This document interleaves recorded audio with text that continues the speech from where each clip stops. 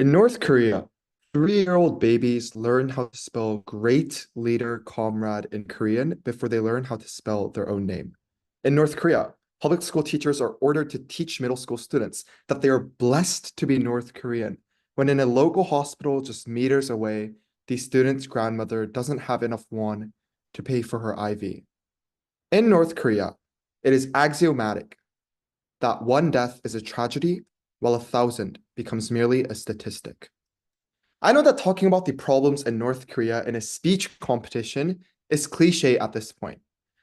But even now, every day, around 4 million North Koreans living in Cheongjin, just 400 kilometers from where I am in Seoul, have a daily income of only around 166 Korean won.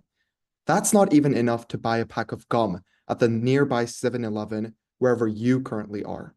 Every month, around 40% of all North Korean women are brutally beat, kicked, and slapped until they finally part of the Gibbumjo men in the military, used only as a tool for sexual pleasure.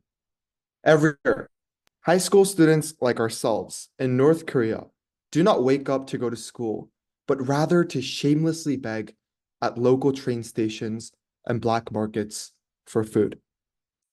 In this way, in Korea, time particularly unfor and partial optimism for escape is never a feasible solution.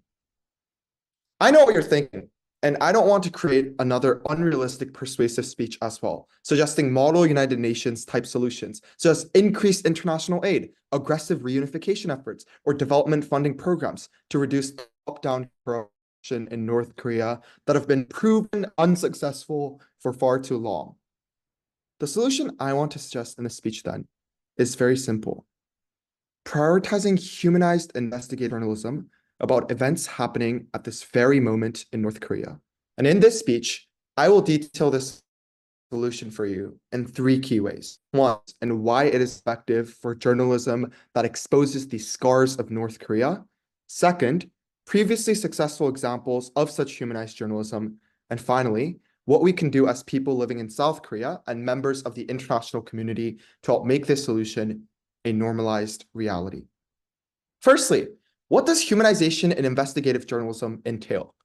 Humanization in investigative journalism involves shifting the focus in our media from abstract statistics and political rhetoric to the lived experiences of individuals affected by the harsh realities of North Korea. It means telling the stories of ordinary citizens like ourselves, giving them a voice behind a guaranteed veil of anonymity through direct interviews, and ultimately highlighting the inherently human side of the issues they face. But don't get me wrong, I believe that statistics, when presented correctly, may be powerful. However, my point is this. Rather than reducing the suffering of the North Korean population to only numbers on an almanac and political calculations that fill the headlines of the New York Times, humanized journalism uniquely evokes empathy and understanding by focusing on presenting the personal narratives of those who endure daily hardships, for those who can in no way stay optimistic, but are still prisoners of hope. Second, what are some previously successful examples of such humanization? One noteworthy example is Barbara Demick's book, Nothing to Envy, Ordinary Lives in North Korea. Demick, a journalist for the Los Angeles Times, spent years interviewing North Korean defectors and residents, providing readers all around the world with a nuanced portrayal of life under the North Korean regime. Through the stories of ordinary citizens like ourselves, living in cities such as Cheongjin, Demick offers insights into the daily struggles, hopes, and dreams of North Koreans, humanizing a population, once again, unfortunately often depicted in broad strokes of political rhetoric. Another compelling example is the work of photojournalist David Guttenfelder, who gained unprecedented access to North Korea over the several years. Through his photographs, Guttenfelder captures candid moments of daily lives in North Korea, offering glimpses into the humanity that exists behind the headlines. His images, widely successful, depict scenes of joy, sorrow, resilience, and challenging stereotypes and fostering empathy among viewers. But in addition to individual journalists, Media organizations such as NK News have also played a crucial role in humanizing journalism about North Korea. NK News, an independent news outlet based in Seoul, features in-depth reporting, analysis, and interviews with defectors, providing readers with diverse perspectives on North Korean society.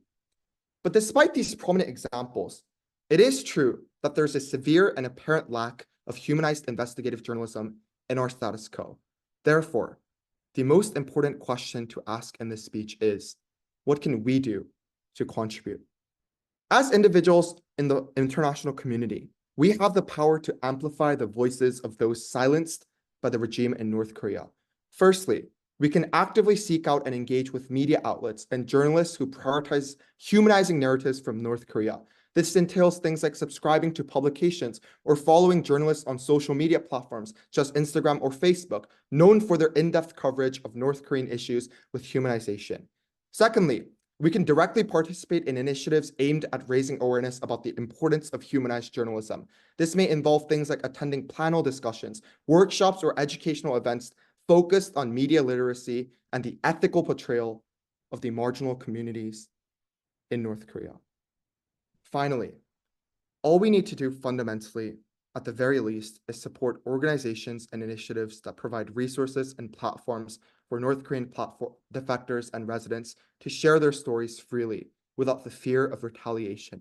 This looks like small but empowering actions like donating to nonprofit organizations dedicated to assisting defectors, funding independent journalism projects focused on North Korea, or even volunteering with advocacy groups working to amplify the voices of those affected by the regime like Transparency International.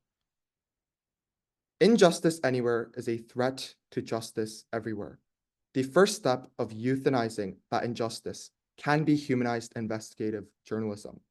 All it takes is your one small act of care. Thank you for listening.